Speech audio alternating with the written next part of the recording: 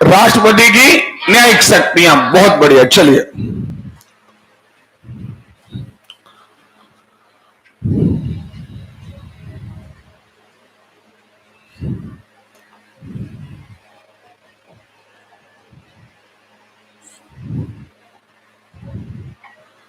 संघीय कार्यपालिका हम पढ़ रहे थे। राष्ट्रपति की वेतन भत्ते यहां पर आए थे, नहीं आए थे, हो गया था, कार्यकाल हो गया था, है ना, त्याग पत्र भी हो गया था, है ना। रिक्त होने पर, राष्ट्रपति के रिक्त होने पर, यह हमने आपको बता दिया कि 6 माह के अंदर चुनाव हो जाएगा, नहीं बताया था। राष्ट्रपति ने इस्तीफा, सडनली इस्तीफा दे दिया या महाभियोग द्वारा उसे हटा दिया गया, हाँ या ना।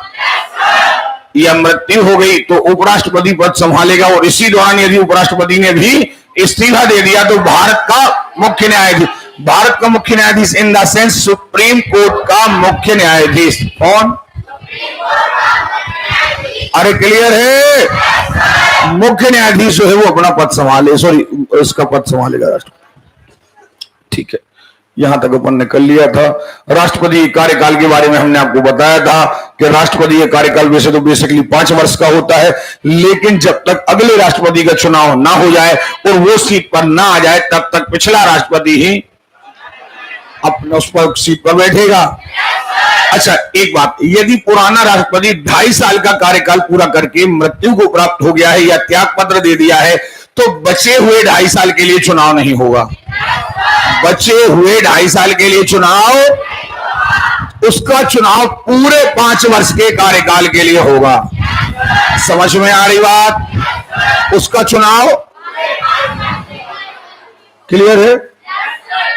त्याग पत्र हमने बता दिया था आपको कि राष्ट्रपति उपराष्ट्रपति को संबोधित करके अपना त्याग पत्र देगा, हाँ या ना।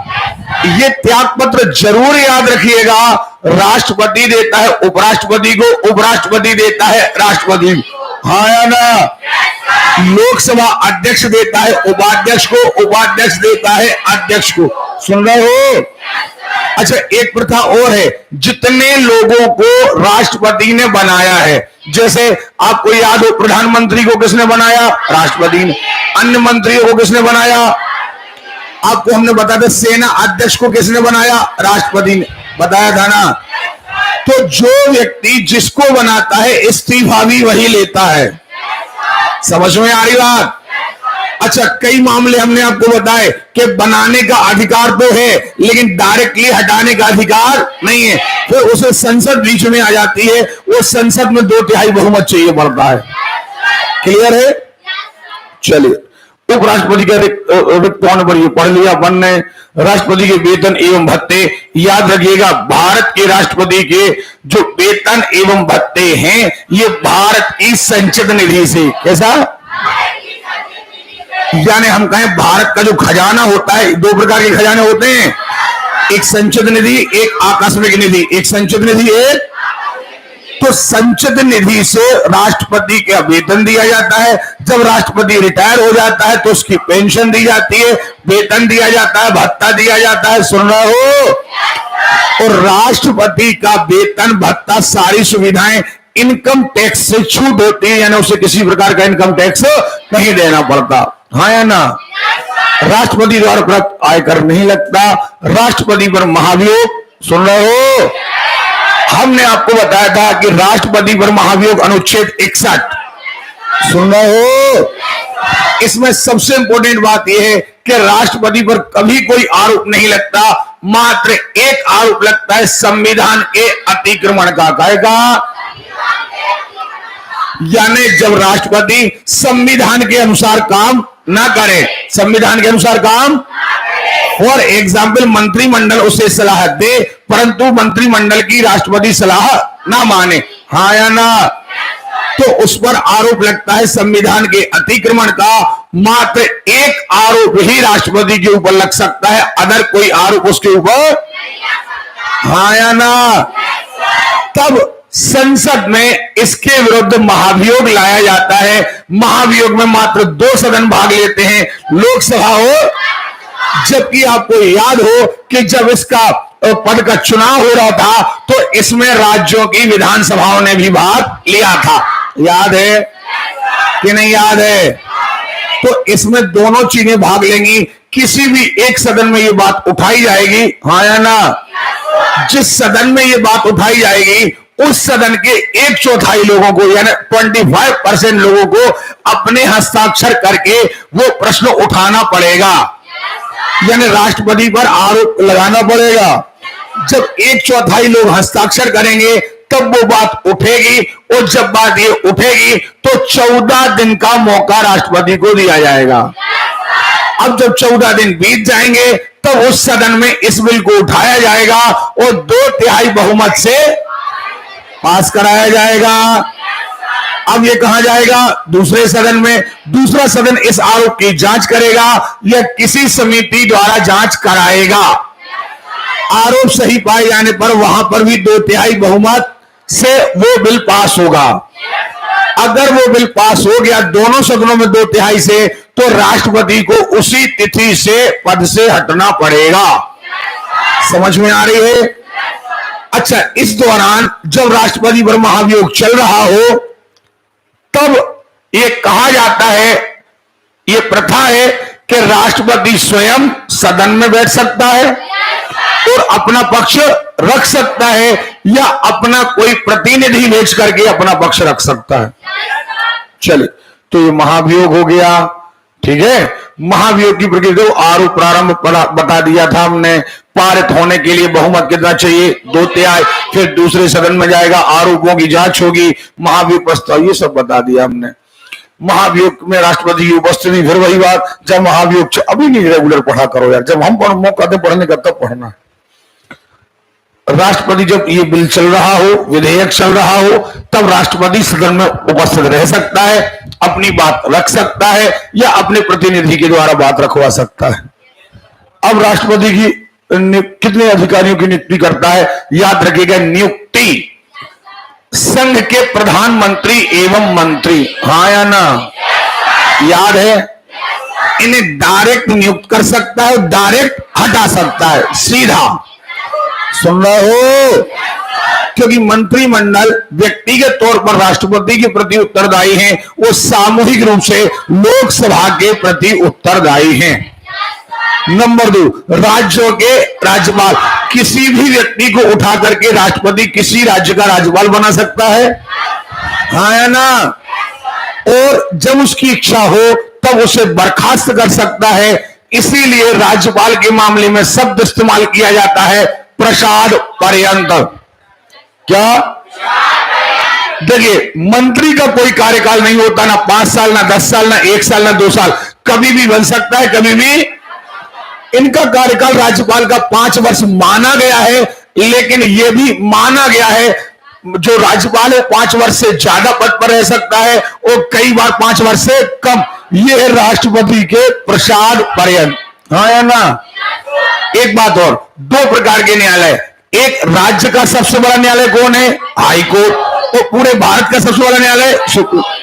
इन दोनों जजों की नियुक्तियां राष्ट्रपति करता है, लेकिन इन्हें हटाने का पावर राष्ट्रपति के पास, हाँ या ना? एक बात और याद रखिएगा, हालांकि जब न्यायालय के बारे में बात आएगी उस समय हम आपको बताएंगे, ये भारत है, ये राज्य है, हाँ या ना? हर राज्य का अपना एक न्यायालय है। ये क्या है? High court. क्या है? और यहां पर क्या है? सुप्रीम। याद रखिएगा, सुप्रीम कोर्ट और हाई कोर्ट दोनों के जजों की नियुक्ति राष्ट्रपति करता है। सुन रहे हो? अब इनके सुप्रीम कोर्ट के जो जज हैं, इनके वेतन, पेंशन, भत्ते, यानी ये रिटायर हो जाएं तो पेंशन भी इन्हें भारत की संचित निधि से दिए जाते हैं। कैसे? लेकिन जब हम बात करते हैं हाई कोर्ट के जजों की, तो हाई कोर्ट के जज जितने दिन तक अपने पद पर रहते हैं उन्हें उस राज्य की संचित निधि से वेतन दिया जाता है। वेतन कैसे? उस राज्य की संचित निधि से। लेकिन जब वो रिटायर हो जाते हैं तो उनकी पेंशन मिलती है भारत की संचित निधि से। कौन से? ये थोड़ा सा बहुत बारीक अंतर है। याद रखिएगा, वेतन,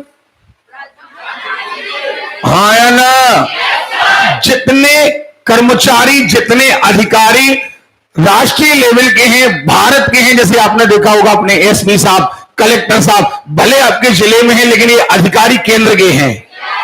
जब तक ये नौकरी करते हैं तब तक इन्हें जो वेतन मिलता है वो राज्य सरकार देती है, क्योंकि ये नौकरी किसकी कर रहे हैं? राज्य सरकार की। लेकिन आदमी किसके? केंद्र के। जब ये रिटायर हो जाते हैं तो पेंशन इन्हें देती है केंद्र सरकार। समझ में आ रही बात? तो ऐसे ही यहां पर है। क्लियर है? जहां कोई बात समझ में ना आए आप तो के पूछ लीजिएगा, क्योंकि क्वेश्चन इतने ही बारीक आएंगे। चलिए अगला प्रश्न, भारत के महान्यायवादी। भारत का महान्यायवादी एक्चुअली है क्या? भारत का महान्यायवादी दूसरी भाषा में कहें तो सरकार का वकील। सरकार का, ये इतना ज्ञानी आदमी है, कानून का इतना बड़ा ज्ञाता है, जिसे सुप्रीम कोर्ट के जज बनने की योग्यता प्राप्त है। यानी ये सुप्रीम कोर्ट के जज के बराबर ज्ञान रखता है, और इसे सरकार बना लेती है अपना वकील। क्या बना लेती है? इसका कोई कार्यकाल नहीं होता, राष्ट्रपति की इच्छा से ये बनता है, और राष्ट्रपति की इच्छा से ही इसे हटा दिया जाता है, क्योंकि वकील अपनी इच्छा से लगाया जाता है, वकील अपनी इच्छा से, हाँ या ना? तो आपको ये बात समझ में आई है या नहीं आई है? तो महान्यायवादी को हटा, ये हालांकि एक अलग चैप्टर है, हम पढ़ाएंगे आपको, अभी हाल बताते जा रहे हैं। अब देखिए, भारत के नियंत्रक एवं महालेखा परीक्षक, एक चर्चा आई थी, हमने आपको बताया था कि भारत में जितना पैसा सरकारी पैसा है उसका सही उपयोग हो, सदुपयोग हो, व्यर्थ खर्च ना हो, इसका कंट्रोलर एंड ऑडिटर कौन है? भारत का नियंत्रक एवं महालेखा परीक्षक। इसकी नियुक्ति करता है कौन? राष्ट्रपति। हाँ या ना? और इसका काम है सरकार के लेखा जोखा का हिसाब रखना। सुन रहे हो? अच्छा, अब अगर ये सही हिसाब रखेगा तो कई बार मंत्रिमंडल को अड़चन होगी, क्योंकि सरकार कौन है? मंत्रिमंडल। तो कई बार मंत्रिमंडल कह करके इसे हटवाने का प्रयास कर सकता है। राष्ट्रपति से कहेगा कि इसे हटा दो, यह मन का काम नहीं कर रहा, जबकि इसका काम क्या है? सरकार का हिसाब रखना, सरकार के खर्चे की जांच करना। तो संविधान में प्रावधान है कि इसे राष्ट्रपति डायरेक्ट नहीं हटा सकता। इसे राष्ट्रपति डायरेक्ट क्यों? क्योंकि इसका काम है ये सरकार का हिसाब रखना। अब इसे केवल और केवल काय में संसद में महाभियोग लाकर ही हटाया जाएगा। समझ में आ गई बात? चलिए आगे बढ़ते हैं। आगे बढ़ते हैं, संघ लोक सेवा आयोग के अध्यक्ष और सदस्य। याद रखिए, जो आपकी यूपीएससी की परीक्षाएं होती हैं, इनका एक बोर्ड होता है जिसे हम कहते हैं संघ लोक सेवा आयोग। इसमें भारत के सबसे ऊंचे दर्जे के अधिकारियों की परीक्षा होती है। इनके अध्यक्ष और इनके सदस्यों की नियुक्ति राष्ट्रपति करता है, लेकिन इन्हें हटाने का पावर डायरेक्ट राष्ट्रपति के पास नहीं। हालांकि इन्हें राष्ट्रपति हटा सकता है, लेकिन इनकी हटाने की प्रोसेस अलग है, इन पर आरोप तय करना पड़ता है। समझ में आ रही बात? हाँ या ना? ठीक है, चलिए आगे बढ़ते हैं। मुख्य निर्वाचन आयुक्त, जो निर्वाचन आयोग है जिसका काम है भारत में, पूरे भारत में चुनाव कराना। पहले एक आदमी ही पूरा चुनाव संभालता था निर्वाचन आयुक्त, अब दो और मिल गए हैं, यानी कुल मिलाकर के 3 निर्वाचन आयुक्त हैं। इनका काम है पूरे भारत के चुनाव कराना, लेकिन पंचायत लेवल के नहीं। पंचायत चुनाव जो होते हैं वो राज्य निर्वाचन आयोग कराता है, ना कि निर्वाचन आयोग। यहां निर्वाचन आयोग का मतलब है भारत का निर्वाचन आयोग। सुन रहे हो? भारत का निर्वाचन आयोग की नियुक्ति करता है राष्ट्रपति, लेकिन इसे हटाने का पावर राष्ट्रपति के पास नहीं है। हटाता राष्ट्रपति ही है, लेकिन अपनी इच्छा से नहीं, बल्कि संसद में 2/3 बहुमत के बाद। अब आगे बात सुनिए। अब आप कहोगे सर ऐसा प्रावधान क्यों है? अब देखना जरा, मान के चलो आपने देखा कि वर्तमान में नरेंद्र मोदी जी की सरकार है, फॉर एग्जाम्पल बता रहे हैं आपको। अब भारत का निर्वाचन आयोग है, निर्वाचन आयोग का काम है चुनाव कराना, और चुनाव होता है निष्पक्ष। चुनाव कैसा होता है? अगर निष्पक्ष चुनाव करेगा, अब सरकार तो प्रयास ये करेगी कि निर्वाचन आयोग से हम कह दें कि हमारी पार्टी हर जगह जीते, सुन रहे हो, लेकिन निर्वाचन आयोग क्या करेगा, सरकार की बात नहीं मानेगा। वो तो कैसा चुनाव कराएगा, निष्पक्ष कराएगा या नहीं कराएगा, निष्पक्ष चुनाव कराएगा। तो इससे अड़चन होगी सरकार को, किसको, क्योंकि सरकार के मन का काम नहीं होगा। तो सरकार प्रयास करेगी कि राष्ट्रपति से कह दो और निर्वाचन आयोग को हटा दो और हम अपने मन का निर्वाचन आयोग बिठाएं, लेकिन इसका प्रावधान नहीं है। फिर इसका प्रावधान क्या है कि राष्ट्रपति से एक बार चुन तो सकता है, नियुक्त तो कर सकता है, लेकिन मंत्रिमंडल के सीधे कहने पर इसे हटा नहीं सकता। इसे संसद में आपको महाभियोग लाना पड़ेगा, आपको आरोप बताना पड़ेगा कि किस आरोप के कारण आप ऐसा कर रहे हो। समझ में आ रही बात? जब आरोप तय होगा, पहले सदन में 2/3 बहुमत होगा, दूसरे सदन में 2/3 बहुमत होगा, तब जाकर के इसे पद से हटाया जाएगा। समझ में आ रही बात?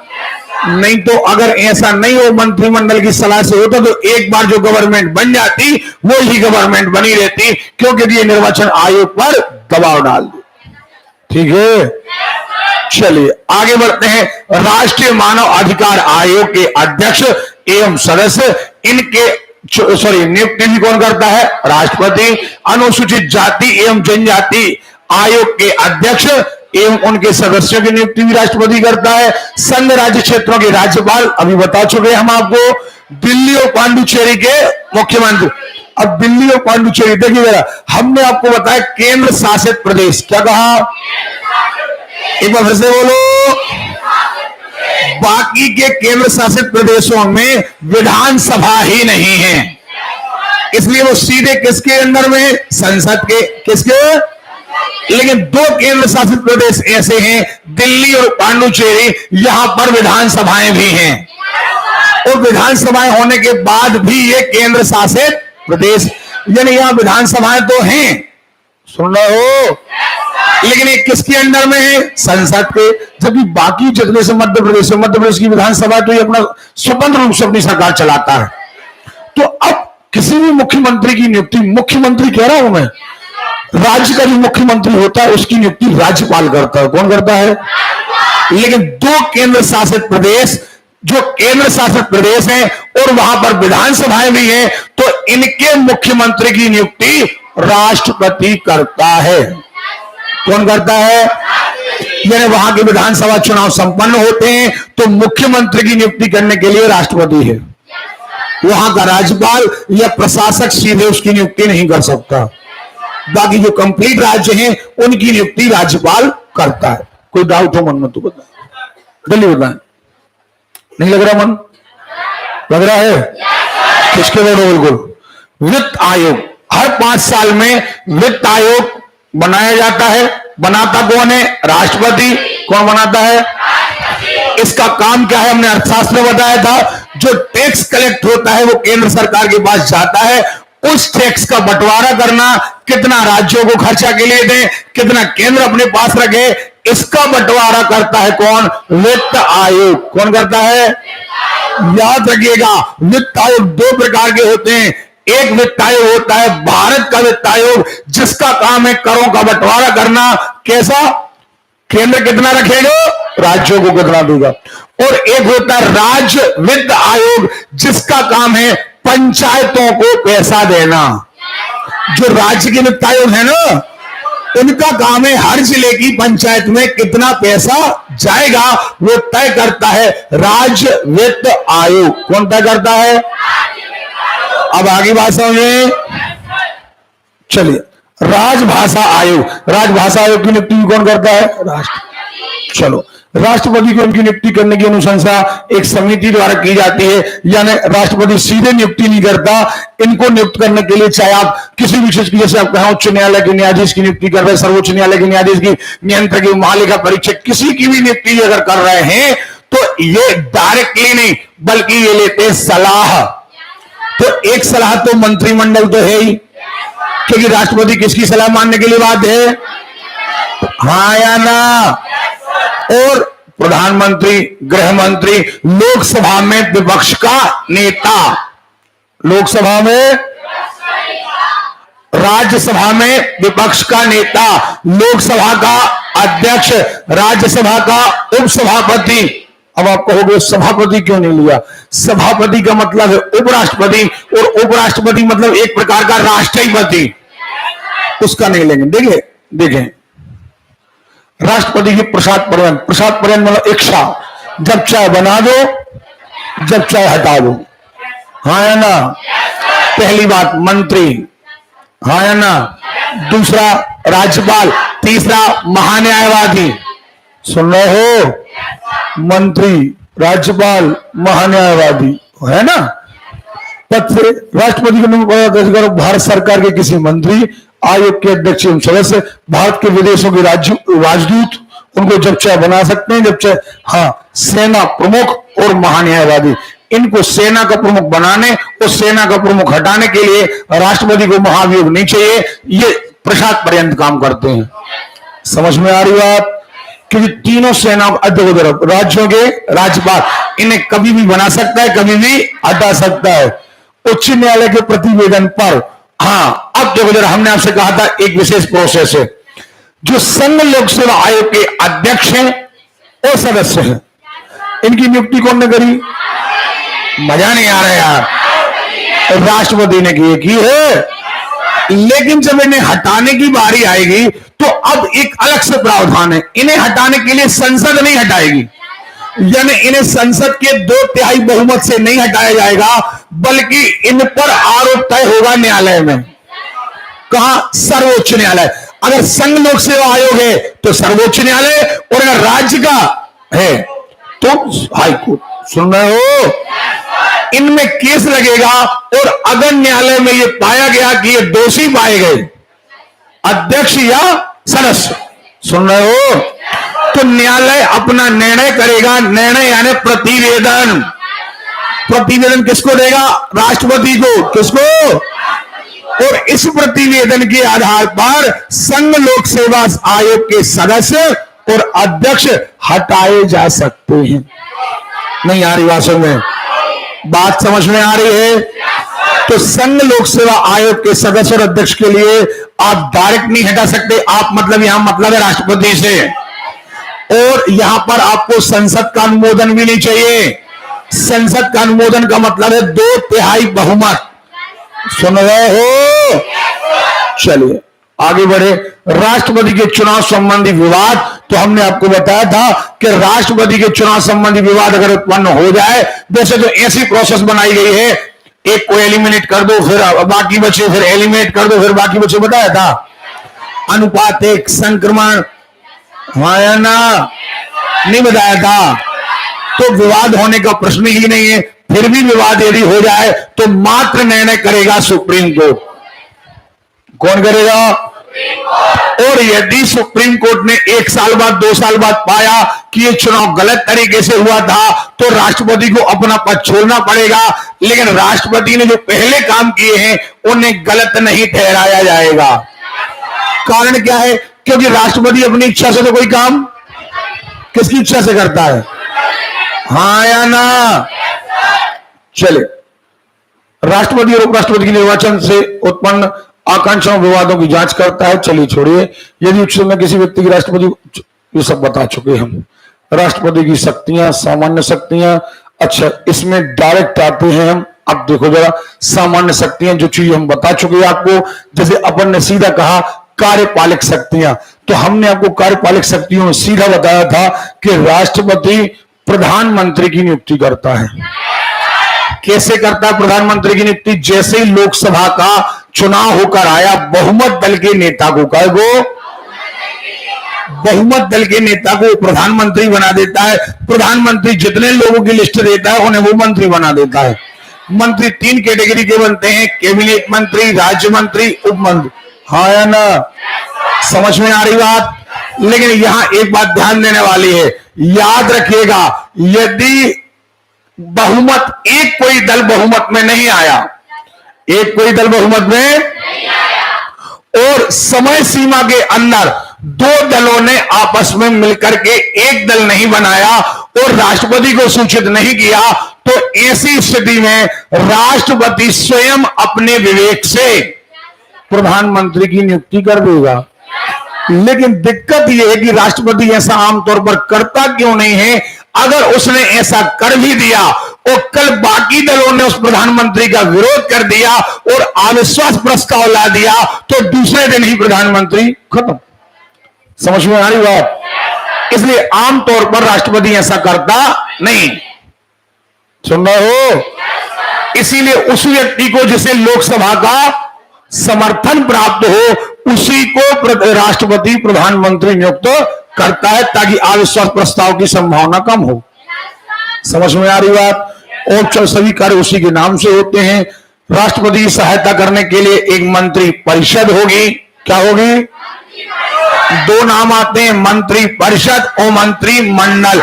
मंत्रिमंडल यानी कैबिनेट मंत्री, वो मंत्री परिषद यानी सारे मंत्री। चलो, अनुच्छेद प्रधानमंत्री की नियुक्ति राष्ट्रपति करेगा, मंत्रियों की नियुक्ति राष्ट्रपति करेगा, लेकिन किसकी सलाह से करेगा? प्रधानमंत्री की सलाह से। ओके। अनुच्छेद 78 प्रधानमंत्री का यह कर्तव्य होगा कि वह राष्ट्रपति को मंत्रिपरिषद के सभी निर्णय और प्रशासन के मामलों की सूचना दे।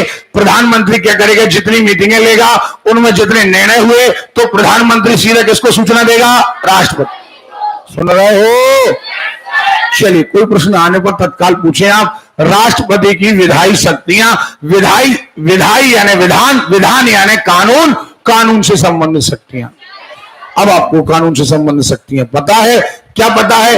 एक जगह कानून आएगा, कोई बात उठाई जाएगी, कहां उठाई जाएगी? लोकसभा में, या 2/3 से पास होगी। कहां जाएगी? अरे मिनमिन आ रहे हो यार। जाएगी राष्ट्रपति के पास जाएगी, राष्ट्रपति हस्ताक्षर करेगा और वह कानून बन जाएगा। इसके बाद दूसरी शक्ति प्राप्त है, अगर एक में पास हो जाए, एक में फेल हो जाए तो राष्ट्रपति चाहे तो संयुक्त अधिवेशन, हाँ या ना, आवश्यकता पड़ने पर राष्ट्रपति किसी भी सदन की बैठक आहूत कर सकता है और बैठक समाप्त होने पर उस सत्र को समाप्त कर सकता है। याद है कि नहीं है? याद। लेकिन याद रखिएगा, धन विधेयक के मामले में राष्ट्रपति वापस नहीं कर सकता, इनकार नहीं कर सकता, संविधान संशोधन के मामले में इनकार नहीं कर सकता। ये सारी बातें नहीं बताई हमने, बताई है। तो ये हो गई विधायी शक्तियां। देखो आप, अनुच्छेद 108 संयुक्त अधिवेशन, अभिभाषण। जो भाषण देता है राष्ट्रपति, उसका तैयार करना काम किसका है? मंत्रिमंडल। वो क्या बोलेगा मंच से, ये तक कौन तय करता है? हाँ या ना?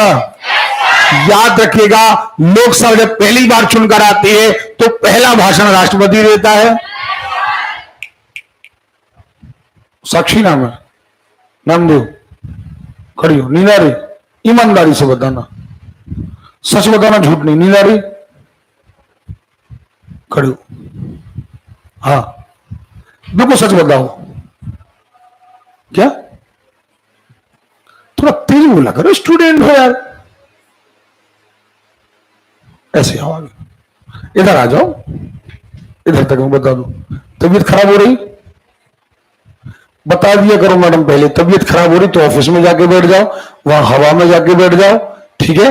एकदम तबीयत बिगड़ने पर बताओगे तो हमें भी लेने के देने पड़ जाते हैं। बेटा कोई दिक्कत नहीं है, तबीयत खराब होती तो बताया करो। क्या दिक्कत है? चक्कर आ रहे? चलो जाओ वहां बैठो। देवी बढ़ाओ,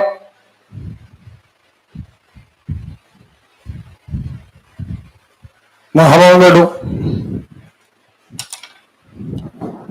चलिए पानी वगैरह पिलाओ ठंडा। यहां देखें, तो ये हम बता चुके थे आपको, हाँ या ना? अरे क्लियर है? हमारा कहना यह है कि अभिभाषण कौन तैयार करेगा? मंत्रिमंडल। व्यक्तिगत संसद, ये बता चुके हम। हाँ, लोकसभा में मनोनीत। अब फिर वही बात, हर सदन में मनोनीत सदस्य कर सकता है कौन? हाँ या ना? अरे क्लियर है? तो अगर यहां पर मनोनीत करता है तो लोकसभा में कितने, राज्यसभा में कितने? हाँ या ना? अच्छा, ये परिभाषा आपको पता है कि पहले से अनुमति किसकी लेना पड़ेगी? धन विधेयक की। नंबर 2, अगर राज्यों के नाम परिवर्तन करना है, सीमा परिवर्तन करना है या 1 से 2 राज्य बनाना है तो राष्ट्रपति को पहले अनुमति लेना पड़ेगी। संविधान संशोधन के मामले में भी नहीं बनाया है। एक बात याद रखिए, पढ़ा ऐसे ही जाता है। अब तो निलंबनकारी वीटो, एक्चुअली वीटो का मतलब होता है मना करना। भारत के राष्ट्रपति को मना करने जैसी कोई शक्ति प्राप्त नहीं है, लेकिन ये कई बिलों को वापस भेज सकता है पुनर्विचार के लिए, लेकिन पुनर्विचार होकर वापस आ जाए तो हस्ताक्षर करना ही पड़ता, लेकिन कब करना पड़ेंगे ये तय नहीं है। समझ में आ रही बात? तो आपको ये बात समझ में आ गई है? तो ये रोक के रख सकता है अनंत काल के लिए, लेकिन धन विधेयक के मामले में नहीं। समझ में आ रही बात?